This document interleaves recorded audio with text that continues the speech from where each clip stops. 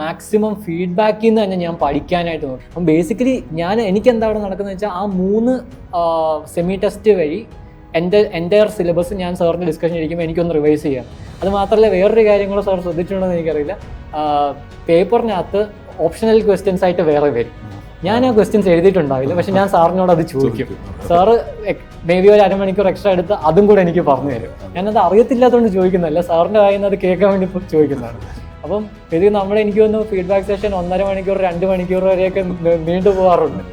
അപ്പം may be ഒരു ദിവസം സെഷൻ എടുത്തു കഴിഞ്ഞാൽ സാറ് തവന്ന് അടുത്ത ദിവസം വേണ്ടെന്ന് പറഞ്ഞ് അങ്ങനെയൊക്കെ നമ്മളിരുന്ന് പോയിട്ടുണ്ട്. അപ്പോൾ അത്രയ്ക്ക് സപ്പോർട്ടീവ് ആയിരുന്നു institute. I was always welcome here. ഞാൻ എന്താവശ്യപ്പെട്ടാലും എപ്പോഴും ഇൻസ്റ്റിറ്റ്യൂട്ട് അത് തരാൻ റെഡിയായിരുന്നു. പിന്നെ എഗെയിൻ നമ്മൾ തിയറി ഇമ്പ്രൂവ് ചെയ്യാനായിട്ട് ഇത്തവണ നല്ലൊരു എഫേർട്ട് നമ്മുടെ സൈഡിൽ നിന്ന് എടുത്തിട്ടുണ്ടായിരുന്നു. അപ്പോൾ ഓരോ കാൻഡിഡേറ്റിനും അവരുടെ വീക്ക് പോയിന്റ് ഏതാണെന്ന് വെച്ചാൽ അത് ബേസ് ചെയ്ത് സാറ് ക്വസ്റ്റ്യൻസ് ഉണ്ടാക്കി സെപ്പറേറ്റ് ഒരു ഗ്രൂപ്പ് ഉണ്ടാക്കി അത് വെച്ച് സാർ അത് കഴിഞ്ഞ് ഓഡിയോ നോട്ടും ഇടുന്നുണ്ടായിരുന്നു. ഞാൻ എഗെയിൻ ആ ഓഡിയോ നോട്ട് ഒരു റൗണ്ട് റിവിഷനും കൂടെ ആക്കാനാണ് നോക്കിക്കൊണ്ടിരുന്നത്. അപ്പോൾ അതും ആ ഗ്രൂപ്പിൽ ഞാൻ ചേർന്നു, അതും അവിടെയും കോൺട്രിബ്യൂട്ട് ചെയ്യുന്നുണ്ടായിരുന്നു. അപ്പോൾ അങ്ങനെ ഒരു കുറേ റൗണ്ട് റിവിഷൻ സാറിൻ്റെ ഫീഡ്ബാക്കിൽ നിന്ന് മാത്രമേ എനിക്ക് കിട്ടിയിട്ടുണ്ട്.